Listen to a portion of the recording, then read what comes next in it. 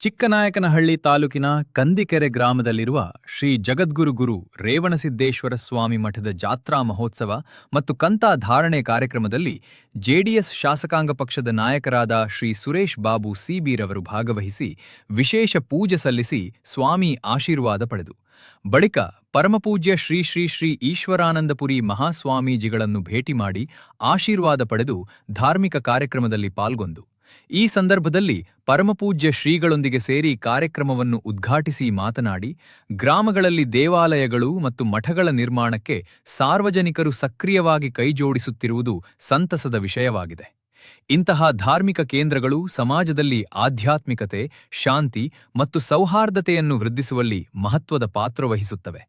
ಎಲ್ಲರೂ ಒಗ್ಗೂಡಿ ಇಂತಹ ಸತ್ಕಾರ್ಯಗಳಿಗೆ ಬೆಂಬಲ ನೀಡುವುದು ಸಮಾಜದ ಒಟ್ಟಾರೆ ಅಭಿವೃದ್ಧಿಗೆ ಸಹಕಾರಿಯಾಗುತ್ತದೆ ಎಂದು ತಿಳಿಸಿ, ಮಕ್ಕಳು ನಮ್ಮ ದೇಶದ ಭವಿಷ್ಯ, ಅವರ ಬೆಳವಣಿಗೆ ಮತ್ತು ಯಶಸ್ಸಿಗೆ ಉತ್ತಮ ವಿದ್ಯಾಭ್ಯಾಸ ಅತ್ಯಂತ ಅಗತ್ಯವಾಗಿದೆ. ವಿದ್ಯಾಭ್ಯಾಸವು ಕೇವಲ ಪುಸ್ತಕ ಜ್ಞಾನವಷ್ಟೇ ಅಲ್ಲ, ವ್ಯಕ್ತಿತ್ವ ನಿರ್ಮಾಣ, ನೈತಿಕ ಮೌಲ್ಯಗಳು ಮತ್ತು ಜೀವನ ಕೌಶಲ್ಯಗಳನ್ನು ಬೆಳೆಸುವ ಒಂದು ಪ್ರಮುಖ ಸಾಧನವಾಗಿದೆ ಎಂದು ತಿಳಿಸಿ, ಪ್ರತಿ ವರ್ಷ ಶ್ರೀಗಳ ಮಠಕ್ಕೆ ಭೇಟಿ ನೀಡಿ ಆಶೀರ್ವಾದ ಪಡೆಯುವಂತೆ ಭಕ್ತರಿಗೆ ಮನವಿ ಮಾಡಲಾಯಿತು.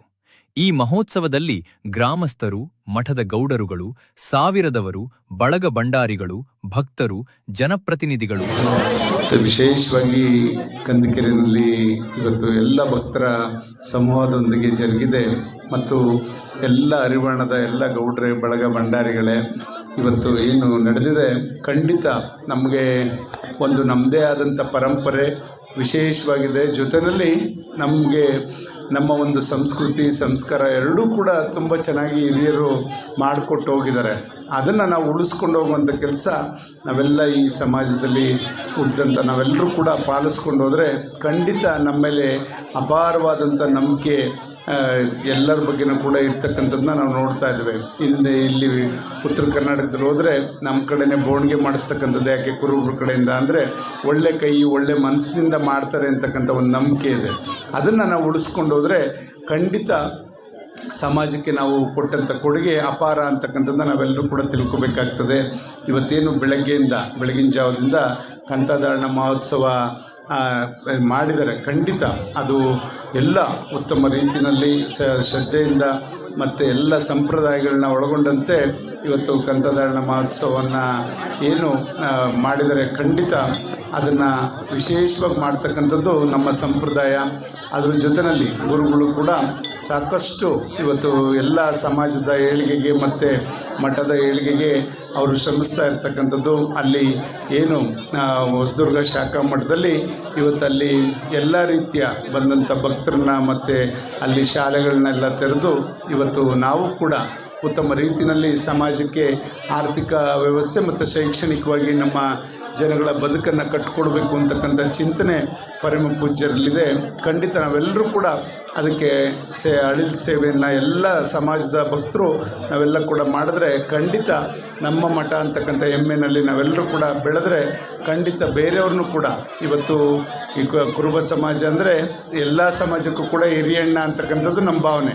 ಆ ನಿಟ್ಟಿನಲ್ಲಿ ನಾವು ಬೇರೆಯವ್ರನ್ನೂ ಕೂಡ ಒಟ್ಟಿಗೆ ತೊಗೊಂಡೋಗೋ ನಿಟ್ಟಿನಲ್ಲಿ ಇವತ್ತು ಸಮಾಜದಲ್ಲಿ ಇರ್ತಕ್ಕಂಥ ಸಣ್ಣ ಪುಟ್ಟ ಜಾತಿಯವ್ರನ್ನ ಎಲ್ಲರನ್ನೂ ಕೂಡ ಒಗ್ಗಟ್ಟಾಗಿ ಅವ್ರನ್ನೂ ಕೂಡ ಎಲ್ಲ ರಂಗದಲ್ಲೂ ಕೂಡ ಮೇಲೆತ್ಕೊಂಡು ಜೊತೆಯಲ್ಲಿ ಕರ್ಕೊಂಡು ಹೋದರೆ ಖಂಡಿತ ಇನ್ನೂ ಹೆಚ್ಚಿನ ಗೌರವ ನಮಗೆ ದೊರಕ್ತದೆ ಸಮಾಜಕ್ಕೆ ಅಂತಕ್ಕಂಥದ್ದನ್ನ ನಾನು ಈ ಸಂದರ್ಭದಲ್ಲಿ ಹೇಳ್ತಾ, ರೇವಣಸಿದ್ದೇಶ್ವರ ಪರಂಪರೆ ಇವತ್ತು ಸೊನ್ನಲ್ಗೆಯಿಂದ ಎಲ್ಲದೂ ಕೂಡ ನಾವು ನೋಡಿದ್ವಿ. ರೇಣುಕರ ಜಯಂತಿ ಎಲ್ಲದನ್ನು ಕೂಡ ನಾವು ಮಾಡ್ತೇವೆ.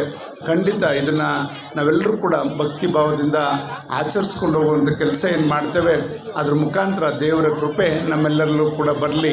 ಇಲ್ಲಿ ಈ ವಿದ್ಯಾರ್ಥಿ ಹೆಚ್ಚಿನ ಅಂಕವನ್ನು ಪಡೆದು 97 ಅಲ್ಲ, ಪ್ರಜ್ವಲ್ ಅಂತ ನಮ್ಮ ಸಮಾಜದ ಮಗು 98% ಪಡ್ಕೊಂಡು PUCನಲ್ಲಿ ಪಾಸ್ ಆಗಿದ್ದಾನೆ. ಅವನಿಗೆ ಮೊನ್ನೆ ಎಲ್ಲ ನಾವು ಅಗ್ರಿಕಲ್ಚರ್ದು ಕೂಡ ಟ್ರೈನಿಂಗ್ ಕೊಡಿಸ್ತಾ ಇದ್ದೀವಿ ಬೇರೆ ಮಕ್ಕಳಿಗೆಲ್ಲರಿಗೂ. ಅದರಲ್ಲಿ ಇವನು ಕೂಡ ನೆನ್ನೆ ಭಾಗಿಯಾಗಿದ್ದ. ಆ ಥರ ಇಲ್ಲಿ ಕೃಷ್ಣಮೂರ್ತಿ ಸಾಹೇಬ್ರು ಇದ್ದಾರೆ, ನಮ್ಮ ಪ್ರಿನ್ಸಿಪಲ್ರು, ಉಳಿಯಾರ್ ಪ್ರಿನ್ಸಿಪಲ್ರು. ಅವ್ರ ಕಾಲೇಜ್ನಲ್ಲಿ SLCನಲ್ಲಿ 97% ರಿಸಲ್ಟನ್ನು ತಂದು ಕೊಟ್ಟಿರ್ತಕ್ಕಂಥ ಕೀರ್ತಿ ಇವತ್ತು ನಮ್ಮ ಪ್ರಿನ್ಸಿಪಲ್ರು ಕೃಷ್ಣಮೂರ್ತಿ ಅವರಿಗೆ ಸಲ್ತಕ್ಕಂಥದ್ದು, ಅವರು ಮತ್ತು ಶಿಕ್ಷಕರಿಗೆ ಸಲ್ತಕ್ಕಂಥದ್ದು ಅಂತ ಹೇಳ್ತಾ, ಇವತ್ತು ಶೈಕ್ಷಣಿಕವಾಗಿ ಮಕ್ಕಳು ಓದಲಿಕ್ಕೆ ತಯಾರಿದ್ದಾರೆ. ನಾವು ಪೋಷಕರು ಅವ್ರನ್ನ ಉತ್ತಮ ರೀತಿಯಲ್ಲಿ ಅವ್ರಿಗೆ ಪ್ರೋತ್ಸಾಹ ಕೊಟ್ಕೊಂಡು ಹೋದರೆ ಖಂಡಿತ ಇವತ್ತು ಮಕ್ಕಳು ಶೈಕ್ಷಣಿಕವಾಗಿ ಒಳ್ಳೆ ರೀತಿಯಲ್ಲಿ ಯಶಸ್ಸನ್ನು ಕಾಣಲಿಕ್ಕೆ ಸಾಧ್ಯ ಆಗ್ತದೆ. ಶಿಕ್ಷಣ ಅವರಿದ್ದರೆ ಮುಂದಿನ ದಿನಗಳಲ್ಲಿ ಅವರು ಒಳ್ಳೆ ರೀತಿಯಲ್ಲಿ ಅವ್ರ ಕಾಲ ಮೇಲೆ ಅವ್ರು ನಿಂತ್ಕೊಳ್ಳಿಕ್ಕೆ ಸಾಧ್ಯ ಆಗುತ್ತೆ. ನಾವೆಲ್ಲರೂ ಕೂಡ ಅದಕ್ಕೆ ಅವ್ರ ಜೊತೆ ಮಕ್ಕಳ ವಿದ್ಯಾಭ್ಯಾಸಕ್ಕೆ ನಾವೆಲ್ಲರೂ ಕೈ ಜೋಡಿಸೋವಂಥ ಕೆಲಸ ಮಾಡೋಣ. ನಿಮ್ಮ ಜೊತೆ ನಾನು ಕೂಡ ಇರ್ತೀನಿ. ಮಕ್ಕಳು ಯಾರೇ ಓದಲಿ ಅಂಥ ಮಕ್ಕಳಿಗೆ ನಾವು ಶೈಕ್ಷಣಿಕವಾಗಿ ಒಂದು ಬದುಕನ್ನು ಕಟ್ಕೊಡೋಕ್ಕೆ ಖಂಡಿತ ಏನೇ ಸಂದರ್ಭ ಯಾವುದೇ ಒಂದು ಪ್ರಸಂಗ ಇದ್ದರೂ ಕೂಡ ನಾನು ನಿಮ್ಮ ಜೊತೆ ಇರ್ತೀನಿ, ನನ್ನನ್ನು ಕೂಡ ಬಳಸ್ಕೊಳ್ಳಿ ಅಂತಕ್ಕಂಥದ್ದು ನಾನು ಈ ಸಂದರ್ಭದಲ್ಲಿ ಹೇಳ್ತಾ, ಇವತ್ತು CET NEET ಎಲ್ಲೂ ಕೂಡ ಉಚಿತವಾಗಿ ಮಾಡ್ತೇವೆ. ಜನಗಳ ಸಮಸ್ಯೆ ಯಾವುದೇ ಜಾತಿ ಇಲ್ಲ, ವರ್ಗ ಇಲ್ಲ, ಪಕ್ಷ ಇಲ್ಲ, ಎಲ್ಲರೂ ಕೂಡ ಸಮಾನವಾಗಿ ತಗೊಂಡೋಗುವಂಥದ್ದನ್ನ ನಾವೆಲ್ಲ ಇವತ್ತು ಚಿಕ್ಕನಾಯಕನಹಳ್ಳಿ ಕ್ಷೇತ್ರದಲ್ಲಿ ಪೂಜ್ಯರ ಆಶೀರ್ವಾದದಿಂದ ಹೋಗ್ತಾ ಇದ್ದೇವೆ. ಖಂಡಿತ ಇದೇ ಒಂದು ಬುದ್ಧಿಯನ್ನು ಆ ಭಗವಂತ ರೇವಣಸಿದ್ದೇಶ್ವರ ನಮ್ಮೆಲ್ಲರಿಗೂ ಕೂಡ ಕೊಡಲಿ ಅಂತಕ್ಕಂಥದ್ದನ್ನ ನಾನು ದೇವರಲ್ಲಿ ಪ್ರಾರ್ಥನೆ ಮಾಡ್ಕೊಳ್ಳೋ ಜೊತೆಯಲ್ಲಿ ಇವತ್ತು ಒಂದು ನಾವೆಲ್ಲ ಗುರುಗಳಿರಬೇಕು. ಗುರುಗಳಿದ್ದರೆ ನಾವೆಲ್ಲರೂ ಕೂಡ ಒಂದು ಒಳ್ಳೆಯ ಹಾದಿನಲ್ಲಿ ಹೋಗೋಕ್ಕೆ ಸಾಧ್ಯ. ಆ ನಿಟ್ಟಿನಲ್ಲಿ ನಮಗೆ ಸುಸಜ್ಜಿತವಾದ ಮಠ, ಹಿಂದೆ ಯಾರೋ ಪೂರ್ವಿಕರು ಉತ್ತಮ ರೀತಿಯಲ್ಲಿ ಮಠವನ್ನು ಕಟ್ಟಿದ್ದಾರೆ. ನಮ್ಮಲ್ಲಿ ಅಷ್ಟು ಮಠ ಇರ್ತಕ್ಕಂಥದ್ದು ಯಾವ ತಾಲೂಕಲ್ಲೂ ಇಲ್ಲ. 8 ಮಠ ಇರ್ತಕ್ಕಂಥ ತಾಲೂಕು ಚಿಕ್ಕನಾಯಕನಹಳ್ಳಿ. ನಮ್ಮಲ್ಲಿ 8 ಮಠಗಳಿದ್ದಾವೆ. ಅದನ್ನು ಇವತ್ತು ಎಲ್ಲ ಜೀರ್ಣೋದ್ಧಾರ ಕೆಲಸಗಳನ್ನು ಕೂಡ ನಾವು ಕೈ ಹಾಕಬೇಕಾಗ್ತದೆ. ಆ ನಿಟ್ಟಿನಲ್ಲಿ ಚಿಕ್ಕನಾಯಕನಹಳ್ಳಿಯವರು 3 ಮಠ ಇದೆ. 3 ರೇವಣಸಿದ್ದೇಶ್ವರ ಮಠ ಮತ್ತು ಸಿದ್ದೇಶ್ವರ ಮಠ ಮತ್ತು ಇನ್ನೊಂದು ಕರದೇವ್ರ ಮಠ. 3 ಮಠನೂ ಕೂಡ ಜೀರ್ಣೋದ್ಧಾರ ನಡೀತಾ ಇದ್ದಾವೆ. ಖಂಡಿತ ನಾನು ಅವತ್ತೇ ಬಂದು ಹೇಳಿದ್ದೆ, ಮೊದಲಿಲ್ಲಿ ನೀವೆಲ್ಲರೂ ಕೂಡ ಕೂತ್ಕೊಂಡು ಪೂರ್ವಭಾವಿ ಸಭೆ ಇಲ್ಲೇ ಕೂತ್ಕೊಂಡು ಮಾತಾಡೋಂಥ ಸಂದರ್ಭದಲ್ಲಿ ನಾವೆಲ್ಲರೂ ಕೂಡ ಚರ್ಚೆ ಮಾಡಿದ್ವಿ. ಈ ಮಠನೂ ಕೂಡ ನಾವೆಲ್ಲ ಸೇರಿ ಈಗೇನು ಭಕ್ತರು ಅರಿವಾಣದವರು ನೀವೆಲ್ಲ ಬಂದಿದ್ದೀರಾ, ಒಂದು ಸಂಕಲ್ಪ ಮಾಡೋಣ. ದೇವಸ್ಥಾನ ಕಟ್ಟೋದು ಅಂತಂದರೆ ನಮ್ಮೆಲ್ಲರ ಮನಸ್ಸನ್ನು ಕಟ್ಟೋದು. ಇಷ್ಟೊಂದು ಜನ ಒಟ್ಟಿಗೆ ಸೇರಬೇಕು ಅಂದರೆ ನಮ್ಮ ಯಾರ ಕೈಲಿ ಕೂಡ ಸಾಧ್ಯ ಆಗಲ್ಲ, ಆ ಭಗವಂತನ ಕೈಲೇ ಸಾಧ್ಯ. ಆದ್ದರಿಂದ ಭಗವಂತನ ಆಲಯ ಚೆನ್ನಾಗಿದ್ದರೆ ನಾವೆಲ್ಲರೂ ಕೂಡ ಚೆನ್ನಾಗಿರ್ತೀವಿ ಅಂತಕ್ಕಂಥ ಮನಸ್ಸು ನಮ್ಮೆಲ್ಲರಿಗೂ ಕೂಡ ಮೂಡಲಿ. ಅವರವ್ರ ಶಕ್ತಾನುಸಾರ ಇವತ್ತು ಮಠ ಕಟ್ಟಕ್ಕೆ ನೀವೆಲ್ಲರೂ ಕೂಡ ಒಂದು ತೀರ್ಮಾನವನ್ನು ತಗೊಂಡ್ರೆ ಖಂಡಿತ ನಾನು ಬುದ್ಧಿಯವರ ಅಧ್ಯಕ್ಷತೆಯಲ್ಲಿ ನಾವೆಲ್ಲ ಒಂದು ತೀರ್ಮಾನ ತಗೊಳ್ಳೋಣ. ಆ ತೀರ್ಮಾನಕ್ಕೆ ನಾವೆಲ್ಲರೂ ಕೂಡ ಕೈ ಜೋಡಿಸಿ ಈ ಮಠವನ್ನು ಜೀರ್ಣೋದ್ಧಾರ ಕೆಲಸ, ಅದನ್ನು ಕಟ್ಟುವಂಥ ಕೆಲಸ ನಾವೆಲ್ಲರೂ ಕೂಡ ಇದಾದ ನಂತರ ಒಂದು ದಿವಸ ಕೂತ್ಕೊಂಡು ಎಲ್ಲ ಅರಿವಾಣದವರು ಎಲ್ಲ ಗೌಡರುಗಳನ್ನು ಕೂರಿಸ್ಕೊಂಡು ಮಾತಾಡಿ ಒಂದು ತೀರ್ಮಾನ ಮಾಡೋಣ. ಇವಾಗ ಚಿಕ್ಕನಾಯಕನಹಳ್ಳಿಲಿ ಏನು ಮಾಡಿದ್ವಿ, ಸುಮಾರು 20,000 ರೂಪಾಯಿನ ಒಂದೊಂದು ಮನೆ ಕುಟುಂಬಕ್ಕೆ ಹಾಕಿದ್ವಿ. ಯಾರ್ಯಾರು ಅಷ್ಟು ಕಡಿಮೆ ಅವರು ಒಂದು ವಾರದಲ್ಲ ತಿಂಗಳಿಗೆ 1,000 ಕೊಟ್ಕೊಂಡು ಹೋದ್ರೂ 20 ತಿಂಗಳಲ್ಲಿ ಅದು ಆಗ್ತದೆ. ಅವ್ರಿಗೂ ಒಂಥರ ಹೊರೆ ಆಗಬಾರ್ದು. ಆ ಥರ ಒಂದು ತೀರ್ಮಾನಗಳನ್ನ ಇವತ್ತು ಮಾಡ್ಕೊಂಡು ಹೋಗಿದ್ದಾರೆ. ಇಲ್ಲೂ ಕೂಡ ನೀವು ಎಷ್ಟು ಮನೆಗೆ ಫಿಕ್ಸ್ ಮಾಡೋದು, ಅಧಿಕಾರಿಗಳಿದ್ದವ್ರಿಗೆ, ಸರ್ಕಾರಿ ಹುದ್ದೆಯಲ್ಲಿದ್ದವ್ರಿಗೆ ಈ ಥರ ಎಲ್ಲ ಒಂದು ತೀರ್ಮಾನಗಳು ಮಾಡಿದ್ರೆ ಖಂಡಿತ ಮಠ ಕಟ್ಟೋದೇನು ದೊಡ್ಡದಲ್ಲ. ಮನಸ್ಸು ಮುಖ್ಯ. ಇವತ್ತು ಕೃಷ್ಣಪ್ಪ ಅವರು ಅಂತ ಬಂದಿಲ್ಲ, ನಮ್ಮ ಅಜ್ಜನಹಳ್ಳಿಯವರು. ಅವರು 9.5 ತಿಂಗಳಲ್ಲಿ ದೇವಸ್ಥಾನ, ಬೀರದೇವ್ರ ದೇವಸ್ಥಾನ ಕಟ್ಟಿದ್ದಾರೆ ಅಜ್ಜನಹಳ್ಳಿನಲ್ಲಿ. ಅದು ಹೆಂಗೆ ಸಾಧ್ಯ? ಎಲ್ಲರನ್ನೂ ಕೂಡ ಒಟ್ಟಿಗೆ ತೊಗೊಂಡು 9.5 ತಿಂಗಳು, ಆಮೇಲೆ ಡೇಟ್ ಫಿಕ್ಸ್ ಮಾಡೋಕ್ಕೆ 1.5 ತಿಂಗಳು ಸುಮ್ಮನೆ ಫ್ರೀಯಾಗಿ ಬಿಟ್ಕೊಂಡಿದ್ರು. ಅಷ್ಟೊತ್ತಿಗೆ ಕೆಲಸ ಎಲ್ಲ ಮುಗಿಸ್ಬಿಟ್ಟಿದ್ರು.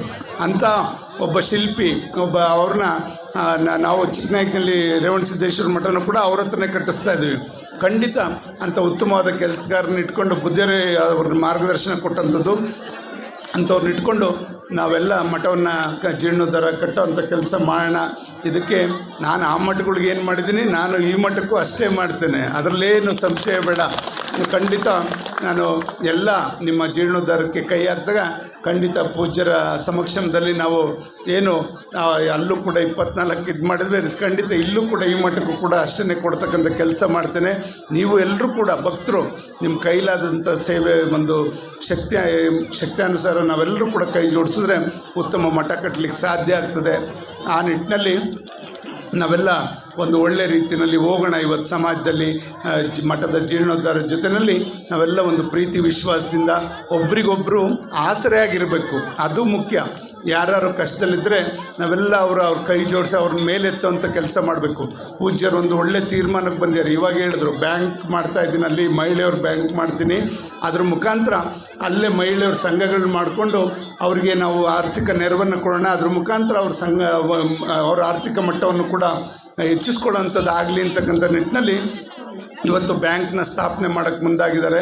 ಖಂಡಿತ ಅದು ಉತ್ತಮವಾದ ಒಂದು ಕಾರ್ಯ. ಯಾಕೆಂದರೆ ಇವತ್ತು ಹೆಣ್ಮಕ್ಳ ಕೈಲಿ ನಾವೇನಾದ್ರು ಕೂಡ ಅಧಿಕಾರ ಕೊಟ್ಟರೆ ಅಲ್ಲೆಲ್ಲೂ ಕೂಡ ಲೋಪ ಆಗಲ್ಲ ಅಂತಕ್ಕಂಥ ನಂಬಿಕೆ ಇವತ್ತು ಸಮಾಜದಲ್ಲಿರೋದ್ರಿಂದ ನಾವೆಲ್ಲ ಇವತ್ತು ಹೆಣ್ಮಕ್ಳಿಗೆ ಒಂದು ಇವತ್ತು ಬ್ಯಾಂಕನ್ನು ಏನು ನಿರ್ಮಾಣ ಮಾಡ್ತಾಯಿದ್ದಾರೆ ಪೂಜ್ಯರು, ಅದರಲ್ಲಿ ಎಲ್ಲ ಅವರವ್ರ ಊರಿನಲ್ಲಿ ಅವರವ್ರ ಒಂದು ಸಂಘಗಳು ಮಾಡಿಕೊಂಡು ಅದ್ರ ಮುಖಾಂತರ ಅವರು ಆರ್ಥಿಕ ನೆರವನ್ನು ಕೊಡ್ತಾರೆ. ಅದ್ರ ಮುಖಾಂತರ ನಾವು ಆದಾಯವನ್ನು ಹೆಚ್ಚಿಸ್ಕೊಳ್ಳೋಂಥ ಕೆಲಸ ಮಾಡಿದ್ರೆ ಖಂಡಿತ ಇವತ್ತು ಆರ್ಥಿಕ ಮಟ್ಟ ಒಂದೇನಾಗ್ತದೆ, ಜೀವನ ನಡೆಸಲಿಕ್ಕೆ ಒಂದು ಕಡೆ ಯಜಮಾನರುಗಳು ಅದಕ್ಕೆ ಶ್ರಮಪಟ್ಟರೆ ಮಕ್ಕಳ ವಿದ್ಯಾಭ್ಯಾಸಕ್ಕೂ ಏನಾದರೂ ಒಂದು ಸಮಸ್ಯೆಗೆ ಎಲ್ಲ ನೆರವಾಗೋ ರೀತಿಯಲ್ಲಿ ನೀವು ಹಣವನ್ನು ಕ್ರೋಢೀಕರಿಸಬೇಕಾಗ್ತದೆ. ಆ ನಿಟ್ಟಿನಲ್ಲಿ ಎಲ್ಲರ ಮನಸ್ಥಿತಿಗಳು ಕೂಡ ಬೆಳೀಲಿ ಅಂತಕ್ಕಂಥದ್ದನ್ನ ಈ ಸಂದರ್ಭದಲ್ಲಿ ಹೇಳ್ತಾ, ಇವತ್ತೇನು ನಾವು ಜನಸ್ಪಂದನ ಕಾರ್ಯಕ್ರಮ ಪ್ರತಿ ಸೋಮವಾರ ಅಲ್ಲಿ ಮಾಡ್ತಾಯಿದ್ದೀವಿ. ಇಲ್ಲಿ ಪಕ್ಷಾತೀತವಾಗಿ ಎಲ್ಲ ಬಂದಂಥವ್ರು ಯಾರೇ ಇರಲಿ, ಜಾತ್ಯತೀತವಾಗಿ ಪಕ್ಷಾತೀತವಾಗಿ ನಾವು ಮಾಡಿದ್ದಕ್ಕೆ ಇವತ್ತು ಒಂದು ಇಂಡಿಯನ್ ಒಂದು ಸಂಸ್ಥೆ ಇಂಡಿಯನ್ ಬುಕ್ ಆಫ್ ರೆಕಾರ್ಡ್ಗೆ ಇವತ್ತು ನಮ್ಮನ್ನು ಗುರುತಿಸಿದೆ. ಖಂಡಿತ 100 ವಾರಗಳು ಅದನ್ನು ಮಾಡಿದ್ದಕ್ಕೆ ಖಂಡಿತ ಇವತ್ತು ಅದು ಎಲ್ಲ ನಿಮಗೆ ಸೇರ್ತಕ್ಕಂಥದ್ದು, ಎಲ್ಲ ನಮ್ಮ ಅಧಿಕಾರಿಗಳಿಗೆ ಸೇರ್ತಕ್ಕಂಥದ್ದು ಅಂತ ನಾನು ಈ ಸಂದರ್ಭದಲ್ಲಿ ಹೇಳ್ತಾ, ಇನ್ನು ಈ ಒಂದು ಛತ್ರನೂ ಕೂಡ ನಮ್ಮ ಒಡೆಯರ್ ಸಾಹೇಬರು ಕಟ್ಟಿಸಿದ್ರು. ಅವಾಗ ಎಲ್ಲರನ್ನೂ ಪಾಪ ನಮ್ಮನ್ನು ಎಲ್ಲರನ್ನೂ ಕೂಡ ಬಳಸ್ಕೊಂಡು ಕಟ್ಟಿದ್ರು. ಅದಕ್ಕೆ ಇನ್ನು ಬೇಕಾದಂಥ ರೂಮ್ ಇರ್ಬೋದು, ಶೌಚಾಲಯದ ವ್ಯವಸ್ಥೆ ಎಲ್ಲ ಕೂಡ ಮೊನ್ನೆ ಮಾತಾಡಿದ್ದೇವೆ. ಖಂಡಿತ ಅದನ್ನು ಶೀಘ್ರವಾಗಿ ಇನ್ನೇನು ಕೆಲವೇ ದಿನಗಳಲ್ಲಿ ಅದನ್ನು ಕೂಡ ಮಾಡಿಸಿ ಇಲ್ಲಿ ಬಂದಂಥವ್ರು ಯಾರೇ ಆಗಲಿ ಒಂದು ಶುಭ ಕಾರ್ಯಗಳು ಮಾಡ್ಕೊಳ್ಳೋಕ್ಕೆ, ಮದುವೆನೋ ಮತ್ತೊಂದು ಕಾರ್ಯ ಮಾಡೋಕ್ಕೆ ಅನುಕೂಲ ಆಗೋ ನಿಟ್ಟಿನಲ್ಲಿ ಅದನ್ನು ಕೂಡ ಇವತ್ತು ಅಭಿವೃದ್ಧಿಪಡಿಸ್ತಕ್ಕಂಥ ಕೆಲಸವನ್ನು ನನ್ನ ಜವಾಬ್ದಾರಿ ಅದು ಮಾಡ್ತೇನೆ ಅಂತಕ್ಕಂಥದ್ದು ಕೂಡ ಈ ಸಂದರ್ಭದಲ್ಲಿ ಹೇಳ್ತಾ, ಇಲ್ಲಿ ತಮ್ಮೆಲ್ಲರ ಜೊತೆ ಕೆಲವು ಮಾತನ್ನ ಹಂಚ್ಕೊಳ್ಳಿಕ್ಕೆ ಅವಕಾಶ ಮಾಡಿಕೊಟ್ಟಂಥ ಸಂಸ್ಥಾನ ಎಲ್ಲ ಬಂಧುಗಳಿಗೂ ವಂದಿಸಿ ನನ್ನ ಮಾತು ಮುಗಿಸ್ತೇನೆ. ಜೈ ಹಿಂದ್, ಜೈ ಕನಕ.